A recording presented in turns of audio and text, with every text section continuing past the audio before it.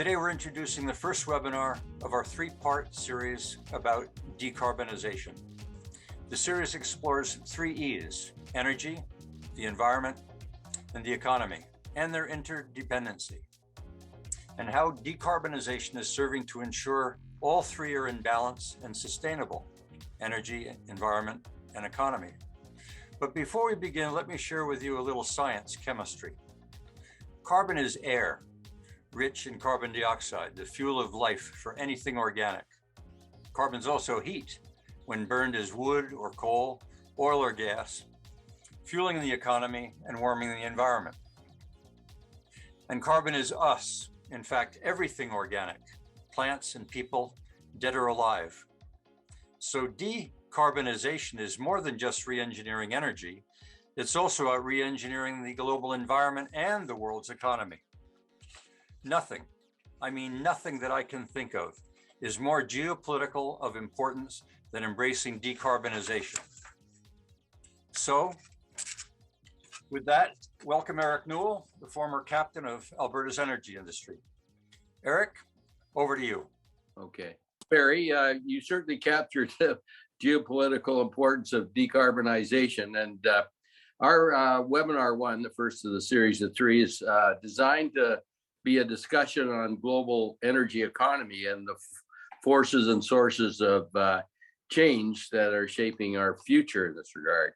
As moderator, I'll begin by describing our current energy system, how we got there, and why energy demand will continue to grow exponentially for several decades.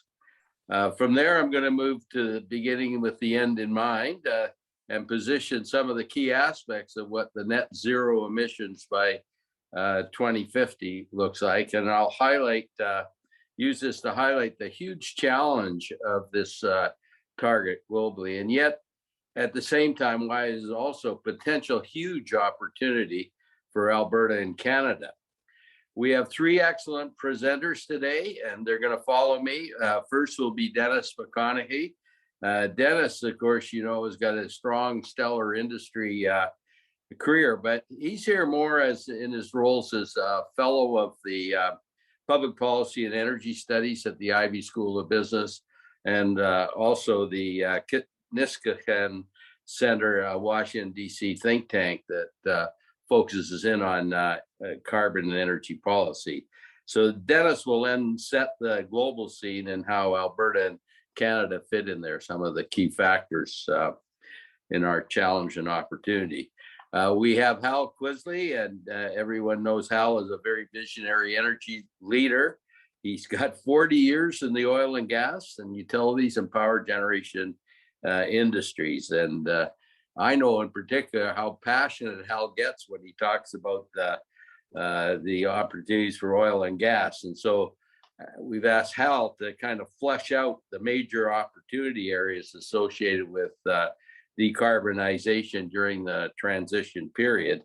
And probably in there, you'll highlight not only the economic potential, but some of the key technology advances and public policies that we're going to need to realize these opportunities. Our third speaker, David Parker. David is an outstanding young future Canadian leader.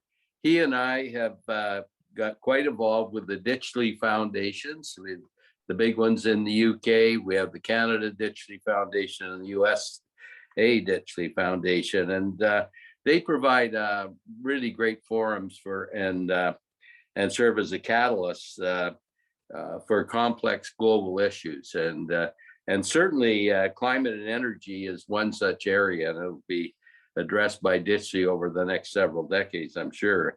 And so I've asked David to share some of the early themes that are rising from some of these Ditchley conferences and workshops that we've been involved in. I should point out David's also a proud Canadian, and he hosts a podcast. He does this on his own time. He's gonna, I think you got 92 people that are telling the Canadian story, which is why we some of the great accomplishments. And my thought of this is if we pull anything off in this area, this will be the next new chapter in the Canadian story. So let me just talk briefly about the current energy system. first of all, energy demand has grown and will continue to grow exponentially with world population. The population of the world quadrupled in just 100 years. 1910 to 2010, it went from 1.7 billion to 6.8 billion people. Just about any estimate you get today from people is it's going to be around 9.5 billion people by 2050. It will probably slow down, at least the rate of growth in the second half of the century, but you're still going to be 10 to 11 billion people by 2100. Now, adding to the population growth, the standards of living are increasing across the world. And of course, this even creates higher demand for energy. Now, currently, fossil fuels supply about 83% of the primary energy demand. And this is the same percentage as it was 30 years ago. So the world has a heavy, heavy dependence on fossil fuels. And if you look at, in other areas, just using it as an example, despite years of substantial subsidized investment, wind and solar only account for 6% of the world's energy demand. Now, if we move ahead to net zero emissions, really the end goal, we need to achieve the net zero goal by 2050, apparently, if we're going to hold the global temperature rise to 1.5 degrees above where it was in the pre-industrial era. And I should point out we already have a 1.1% degree centigrade increase since 1850. Now, net zero does not mean zero. I quote according to the International Energy Agency, by 2050, there will still be 50% of the current natural gas production and about 25% of the oil production. And so those are dramatic decreases, but they're still it's still not zero. It's important, I think, when we look at that environment of net zero, to look at who the end users are and what are their forms of alternate energy to get off fossil fuels. And really, there's two major categories. The first is thermal heat for buildings and residences and industrial enterprises, and that counts for about 50% of energy demand. And the alternate energy systems that we'd be looking at to replace fossil fuels or reduce it would include renewables. There's wind, solar, biofuels, electricity, hydrogen, and heaven forbid, nuclear. And in fact, on the nuclear one, even the International Energy Agency says we're going to have to double the nuclear production between now and 2050. And of course, we're going in the opposite directions. Germany's closing it down, and Scandinavia and all that. But anyhow, I'll leave that for others to talk about. The second big category is what I call motive power for vehicles like automobiles, trucks, trains, planes, and that, and also for stationary equipment like pumps and compressors and that. And there, the major alternative energy systems are really hydrogen, either blue hydrogen, which is formed from natural gas, or green hydrogen, which is really the electrolysis of water.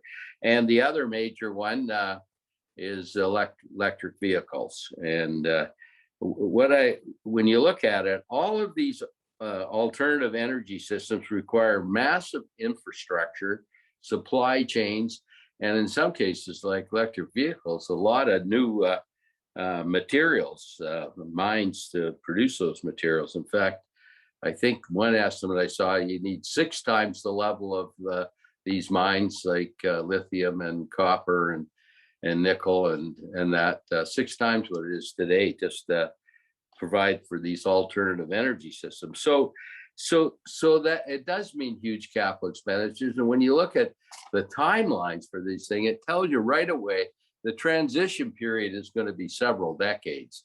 I think it's optimistic to think we'd get there by 2050, personally. I've seen some interesting estimates of the cost. One estimate said we're going to have to spend $20 trillion globally by 2040. That's just over 20 years. And I saw another one that's $100 trillion over the next 3 decades. It's not that the numbers are accurate, it's just that they're huge. And it's another indication of the magnitude of the challenge that we're facing. And it is a huge challenge globally. I don't think we've entertained anything quite that big. But at the same time, if you look at it the right way, it's a huge opportunity for Alberta and Canada. And here what I'm referring to is we have vast resources, natural resources that include oil and gas and minerals too. If you look at uranium, nickel, copper, I don't know how much lithium we got or cobalt, but we're very rich in all the key natural resources. But more than that, we also got the technology and we're developing it. And that's why the second webinar is chaired by A.D. Isaacs, going to focus in on that. And I think we got the track record for innovation and a tremendous can-do attitude that's going to serve us very well in meeting this. And if we were successful, we then be able to continue as we do today to benefit from the very significant socioeconomic benefits developing our resources. And at the same time, it can help Canada to finance its transition and maybe help globally in terms of smoothing the energy transition period, which is likely to be very rocky. Finally, I'll just set politically or geopolitically, we're set with COP26 at Glasgow, having just finished. I think the best you can say about that is mixed results.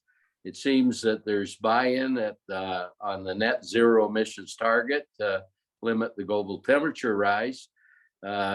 Maybe the target, but not in the year it should be completed. And the other area that they seem to have agreement is that eventually that coal will be eliminated. Disappointing, though, that the leaders of the major players, like especially China and Russia, did not even show up. And when you look at the coal, China is going to continue to build new coal-fired power plants, and their net zero emissions target time frame is 2060, not 2050. And India's net zero emissions target is 2070, and I don't think they have a plan for how to eliminate coal which supplies 70% of India's power. So that's a quick overview, and to put some more meat around that, I'd like to turn it over now to Dennis McConaghy. Eric, first of all, thank you for that very useful introduction. A lot of the points that Eric made are just fundamentally important facts to understand about where we stand here. Let me put my cards on the table right at the outset. I am not a believer in decarbonization. And I think Canada especially needs to really lead a reconsideration of this as a national objective. And I want to just display in the course of my remarks some of the considerations which I think need to be confronted by just how enormous and I think fundamentally unrealistic goal this represents. I want to start by just talking a bit about the translation between decarbonization and net zero, which almost nobody actually is very precise about because we seem to flip between these two terms way too simply.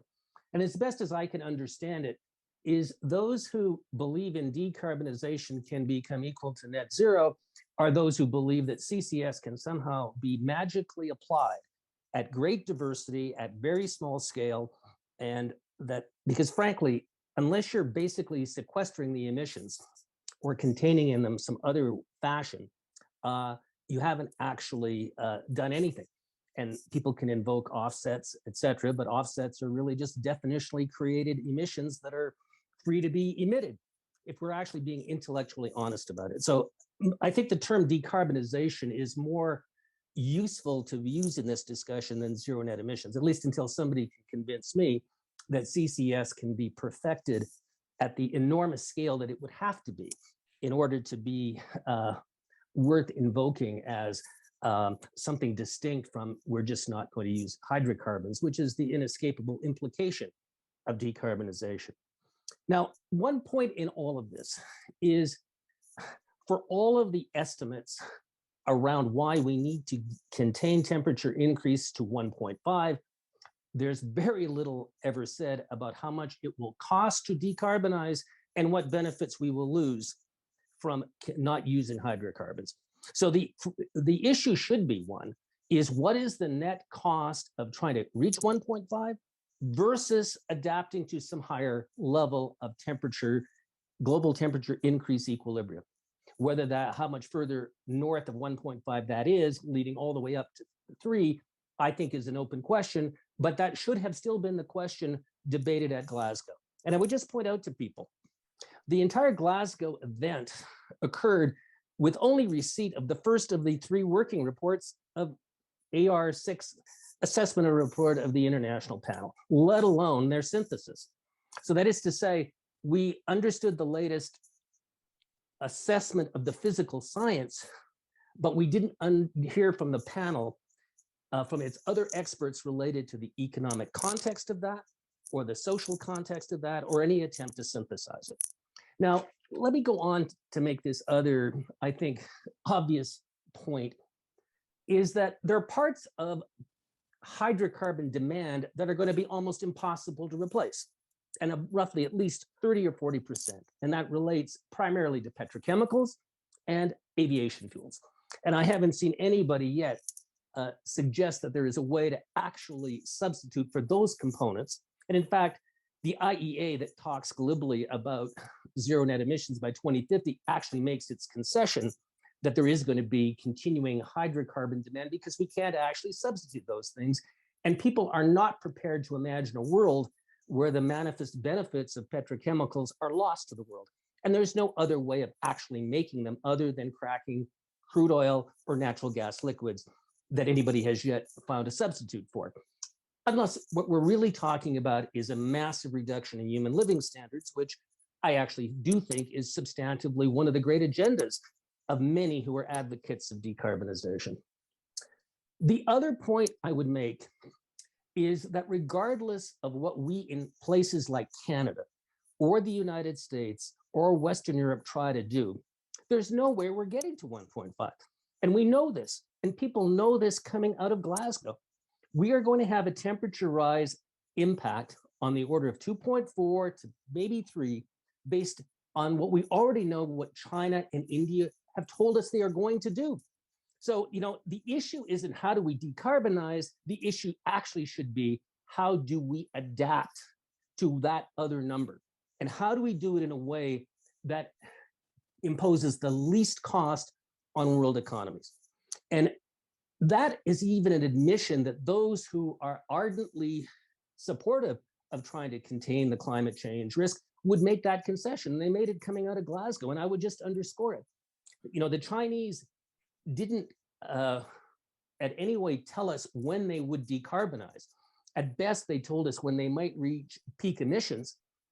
And as for the Indians, you know, their statements around where they would reach the potential of getting by 2070 to something that looked like zero net emissions, you know, in any kind of discounted world, you know, that is also a very distant bell. So, I mean, we already know we're not going to do 1.5.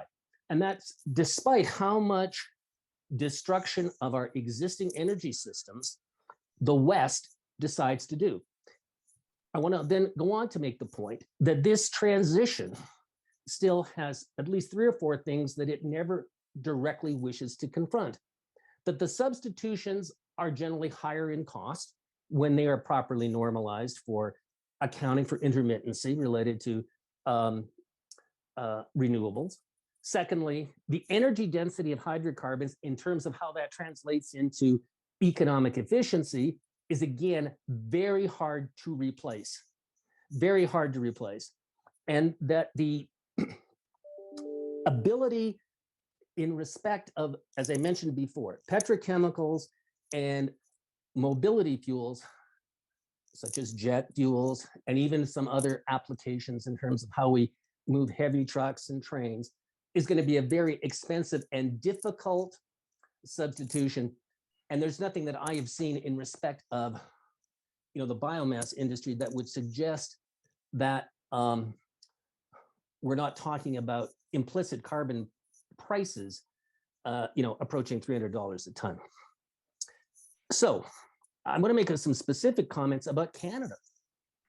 And, Canada is one country who should actually be leading a reconsideration of this as a national goal, rather than having what I would call the kind of absolute unquestioning embrace of this as a target.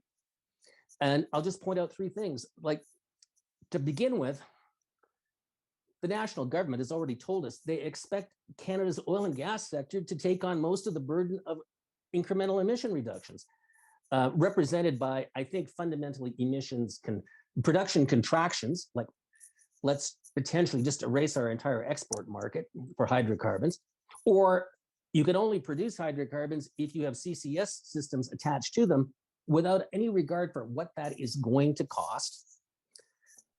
Secondly, this insistence that we are going to eliminate natural gas from the Canadian fuel mix.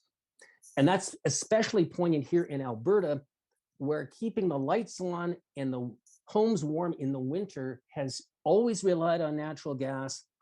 And so one wonders what is being asked of Alberta. Are we supposed to go nuclear to keep the lights on and to keep our houses warm? And then thirdly, and not to be forgotten, potentially the elimination of Alberta's beef industry, since we ought not to forget that cattle are actually a major contributor to GHGs through methane emissions. All of this is implicit in this glib invocation of decarbonization. How much are we actually prepared to cost ourselves? Now, I want to close with one point here. I think one of the best things that Justin Trudeau did at Glasgow was chair the panel on a global carbon tax.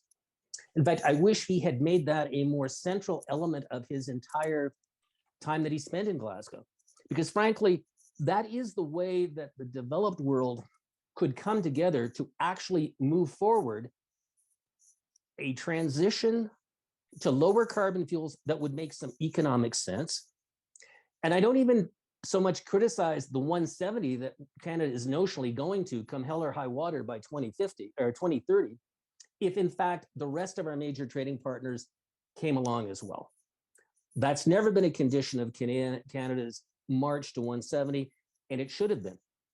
Let me just close with the notion that what Trudeau did at Glasgow in respect of a global carbon tax, I commend him for it.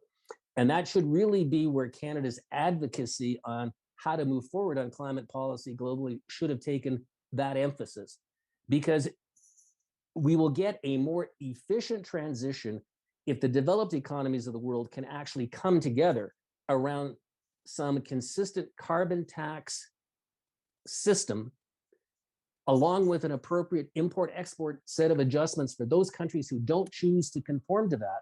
We will get a more efficient economic adjustment to lower carbon than trying to basically just by government intervention, trying to edict that we're going to close down systems that have worked for us and do so at a cost where we haven't really compared it to what the alternative of adaptation to some higher number than 1.5 would provide.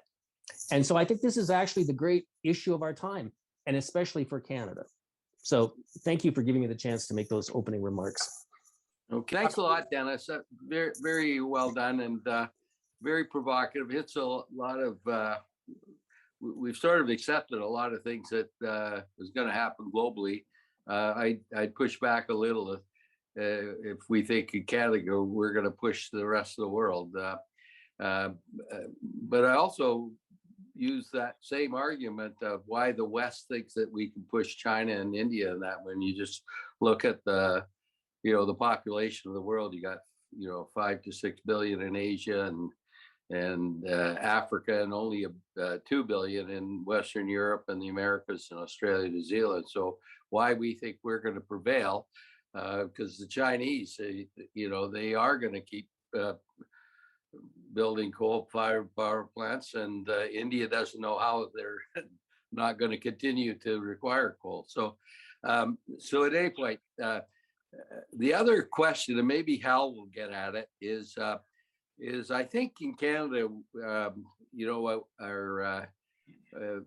our policies, our domestic policies, get in the way of global realities, and I use the LNG exports as the big example of this. We had 16 big projects in BC that only one of them went ahead, and you know, and yet if that LNG was exported, maybe Canada's emissions might go up because we're producing it. But you know, if we were displacing coal in India and China, wouldn't that be a lot bigger contribution to global emissions than anything we could do domestically? So I'll leave it that thought there, and